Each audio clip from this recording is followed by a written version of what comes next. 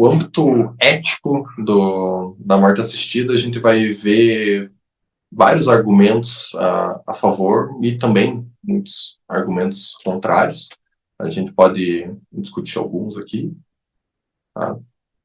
Ah, bom, eu vou começar pelos argumentos a favor, eu vou tratar das críticas, como que, Perfeito. como que eles tentam responder essas críticas também.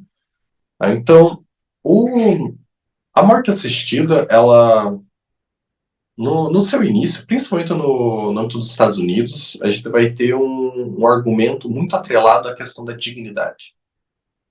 Então, a, o argumento da dignidade é de que a eutanásia, ou seja, assistido, ele é permissível porque isso permite que a pessoa evite uma vida que ela considere indigna.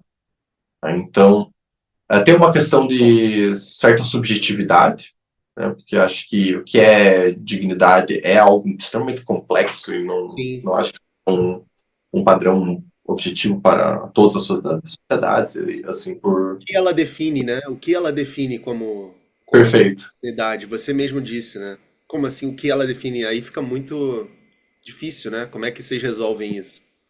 Há autores que colocam a dignidade como é como um elemento X. É algo que é muito relevante, que expressa o nosso valor intrínseco e a gente coloca como dignidade para mostrar, só que a gente ainda não sabe exatamente o que é esse aspecto principal que nos fornece dignidade enquanto pessoa, por exemplo.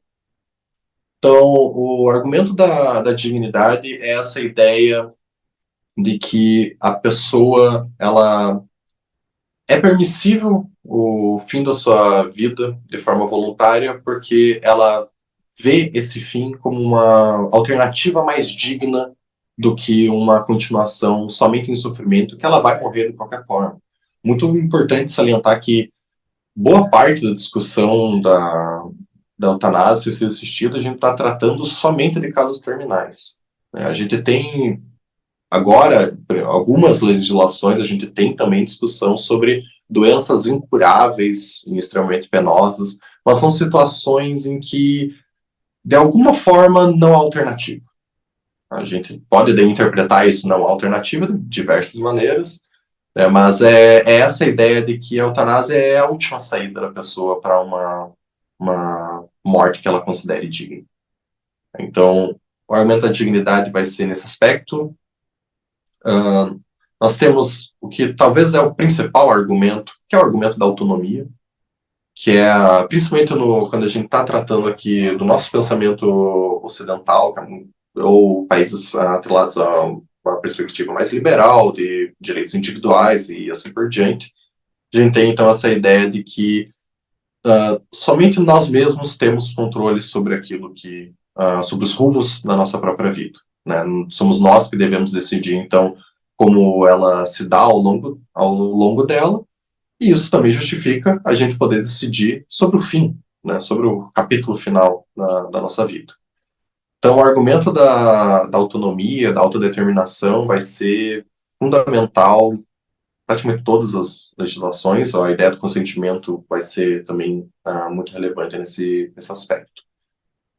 A autonomia vai ter autores em que, para alguns autores, principalmente em discussões mais recentes, por exemplo, Davis e Madison, em 2020, a gente vai ter uma perspectiva de que a eutanásia e a morte assistida como um todo, ela é justificada somente pela autonomia, somente por uma autodeterminação. Isso tem uma gama de implicações. Isso, por exemplo, quer dizer que ela é muito mais ampla, não se atrela somente a uma questão de terminalidade, não se atrela somente a uma questão de saúde, mas é uma perspectiva muito mais formalista. Portanto que a decisão da pessoa seja autônoma, ela possui o direito de decidir sobre o fim da sua própria vida. Não é a posição mais majoritária, mas é uma que tem tendo muita discussão recentemente. Davis e Madison, 2020, a Brown, em 2024, e também Holzman, 2024. André, Uh, desde que ela esteja em uma situação terminal, ela precisa estar passando por algum caso irreversível, Ou uma pessoa saudável poderia, pelo argumento da autonomia, solicitar em algum país a eutanásia? Legislação nenhuma vai aceitar na legislação. Tá? Mas no âmbito ético e das suas implicações, se a gente considera somente a autonomia como uma condição necessária e suficiente, ela vai muito além da saúde. Então, poderia muito bem ser eu estou descontente com a minha vida e quero morrer.